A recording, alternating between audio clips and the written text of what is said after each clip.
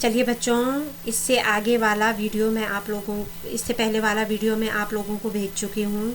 अब इससे अगली वाली पंक्तियों का भावार्थ समझते हैं। आशा करती हूँ आपको बहुत अच्छे से समझ में आ रहा होगा। तो चलिए, अब कवि क्या कहते हैं कि काली तू रजनी भी काली, शासन की करनी भी काली, काली लहर कल्पना काली, मेरी काल कोठरी काली, टोपी काली कमली काली, मेरी लौह श्रृंखला काली, पहरे की हुंकृत की ब्याली, तिस पर है गाली ए आली। तो यहाँ पे काली शब्द का, काली विशेषण का अनेक जगहों में प्रयोग किया गया है, जिससे कविता में एक सुंदर सरसता बन पड़ी है। तो फिर जो कवि है वो कोयल से कह रहे हैं कि हे कोयल, कैदी रूप में कवि कोयल से कहता है कि इस समय सब तरफ अंधकार की कालिमा छाई हुई है। रजनी माने रात है ना, कि इस समय चारों तरफ रात का अंधकार छाया हुआ है। शासन की करनी भी काली, और जो है और काली तू, हाँ यहाँ पे यानी कि तेरा रंग भी काला है और ये रात भी काली है। और शासन माने अंग्रेज शासन, यहाँ पे शासन की तुलना, शासन किसे कहा है? अंग्रेज शासन। और जो अंग्रेज शासन की जो कारनामे हैं वो भी कैसे? काले। यहाँ पे काले कारनामों से मतलब है कि बुरे। तो अंग्रेज सरकार की जो करतूतें हैं वो भी बुरी हैं। फिर वो कहते हैं काली लहर कल्पना काली, देश में जो है निराशा की काली लहरें फैल रही है। भाई निराशा की काली लहरें इसलिए फैल रही है कि जब लोगों को लग रहा है कि इतना करने के बाद भी जो है हमें अंग्रेज़ों से स्वतंत्रता नहीं मिल रही है, तो जगह जगह जो है सारे देश में जो है निराशा की लहरें दौड़ रही है। तो वो यहाँ पे काली जो है निराशा से मतलब है कि जो निराशा की जो लहरें हैं वो भी चारों तरफ फैल रही, यानी कि लोगों के अंदर निराशा फैल रही है। फिर कहते हैं मेरी काल कोठरी काली, और जिस काल कोठरी में मैं हूँ वो भी कैसी है? काली है। ठीक है। फिर कहते हैं टोपी काली कमली काली, मेरे सिर पे जो रखी हुई टोपी है वो भी काली है, और मुझे जो सोने के लिए जो कंबल दिया गया है वो भी काला है। मेरी लौह श्रृंखला काली, और जिन लौह श्रृंखला माने लोहे की जो छड़ियाँ हैं जिनके अंदर मुझे बंद कर रखा गया जेल के अंदर, तो वो भी कैसी है? काली है। और पहरे की हुंकृत की ब्याली, तिस पर है गाली ए आली।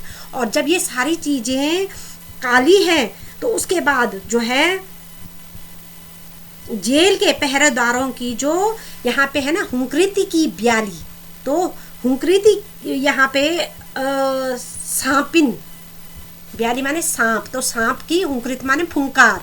तो जो यहाँ पे पहरेदार हैं उनकी जो डांट है, उनका जो हमें डांटना है वो सांप के फुंकार की तरह हमें लग रही है, जहरीली लग रही है। और उस पर ये लोग बात बात पे क्या करते हैं, क्या कर रहे हैं? गालियाँ देते हैं हमें। ठीक है, जैसे नागिन फुंकारती है ना, वैसे ये लोग हमें बार बार जो है हमें डराने का प्रयास करते हैं, और जो है क्या करते हैं, बात बात पर हमें गालियाँ देते हैं। ए आली माने ए सखी, इस तरह के कारनामे ये लोग करते हैं। फिर कहते हैं इस काले संकट सागर पर मरने की मदमाती कोकिल बोलो तो, अब अपने चमकीले गीतों को क्यों कर हो तहराती कोकिल बोलो तो।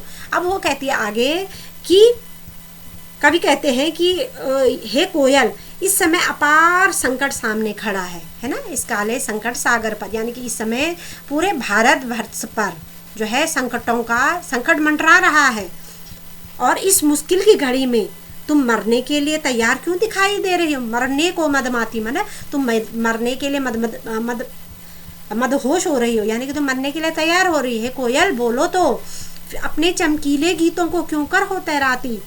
फिर वो कहते हैं कि तुम यहाँ पर हम क्रांतिकारियों के मस्ती भरे गीत क्यों सुनती हो? तुम भी तो मस्ती से भरी हुई दिखाई दे रही हो। तुम चमकीले अर्थात आशा और उत्साह से भरे गीतों को क्यों इस कारागार के पास तैरा रही हो? यहाँ पे चमकीले गीतों से मतलब है उत्साह से भरे, यानी कि इस समय कवि को कोयल के गीतों में भी या कोयल की आवाज़ में उत्साह दिखाई दे रहा है। तो वो कहते हैं कि क्या तुम अपने जो कुहू कुहू के गीतों का जो मधुर स्वर है उसके माध्यम से हम लोगों के अंदर उत्साह भर रही है, ताकि हम अंग्रेजों से डट करके लड़ें। हे कोयल बोल तो, क्या ऐसी बात है? फिर यहाँ पे जो अगली पंक्तियां हैं उसमें कवि ने जो है अपनी और कोयल की जो है विषमता का वर्णन किया है और एक ईर्ष्या का भाव भी यहाँ पे उत्पन्न होता है। तो कहते तुझे मिली हरियाली डाली, मुझे नसीब कोठरी काली, तेरा नभ भर में संचार, मेरा 10 फुट का संसार, तेरे गीत कहावे वाह, रोना भी है मुझे गुना, देख विषमता तेरी मेरी, बजा रही तिस पर रणभेरी। फिर क्या कहते हैं कि तुझे मिली हरियाली डाली। आगे वो कहती है कि हे कोयल, जो है अपनी और कोयल की तुलना करते हुए कहते हैं ना कि हे कोयल, तुझे तो रहने और बैठने के लिए हरी भरी डाली की टहनी मिली है, पर मेरे भाग्य में तो जेल की यह काल कोठरी है। फिर कहते हैं कि तेरा नभ भर में संसार, यानी कि तुझे तो घूमने के लिए सारा संसार मिल रहा है। नभ भर में यानी कि सारे आकाश में तुम संचरण कर रही हो, घूम रही हो, लेकिन मेरा तो केवल 10 फुट का संसार है। यानी कि जो जेल का कमरा है वो केवल क्या है, 10 फुट का है। तो वो कहते हैं कि मैं तो केवल इस 10 फुट के काल कोठरी में ही सिमट कर रह गया हूँ। फिर कहते हैं मेरे गीत कहावे वाह रोना, तेरे गीत कहावे वाह, रोना भी है मुझे गुना, और तेरे मधुर गीतों को सुनकर लोग प्रशंसा में वाह वाह करते हैं, और मेरे लिए तो रोना भी यहाँ पर अपराध या पाप है। हम दोनों में इतना अंतर है, यह देखकर भी तुम युद्ध का नगाड़ा बजा रही हो, है ना। कहती है ना कि देख विषमता तेरी मेरी, हम दोनों में इतनी विषमता है, उसके बाद भी बजा रही थी इस पर रणभेरी, उसके बाद भी तू इस पर नगाड़ा बजा रही हो, अर्थात हमें स्वतंत्रता प्राप्ति के लिए जो है प्रयास करने की प्रेरणा दे रही हो। यह हे कोयल, यह आश्चर्यजनक बात है। तो फिर आगे कवि क्या कहते हैं, अंतिम पंक्तियां, इस हुंकृति पर अपनी कीर्ति से और कहो क्या कर दूं, कोकिल बोलो तो मोहन के व्रत पर प्राणों का आसव किसमें भर दूं, कोकिल बोलो तो। अब आगे कवि क्या कहते हैं, वो कहते हैं हे कोयल, तुम्हारी इस हुंकार से, यानी कि हुंकार माने जब वो उत्साह भरे गीत कवि को लगता है कि कोयल उत्साह भरे गीत गा रही है, तो कवि कहते हैं कि इस तेरे उत्साह भरे गीतों पर अपनी कीर्ति से और कहो क्या कर दूं। तो वो कहते हैं कि तुम्हारी इस हुंकार को सुनकर मैं पूछना चाहता हूँ कि अपनी रचना में और क्या कर सकता हूँ, मतलब मैं इस रचना में, इस कविता में और क्या लिख सकता हूँ। कोयल तुम मुझे बताओ। अब यहाँ पे मोहन के व्रत पर लिखा है ना, मोहन माने मोहनदास करमचंद गांधी। तो मोहनदास करमचंद गांधी ने कौन सा व्रत लिया था, देश को आज़ाद कराने का व्रत लिया था।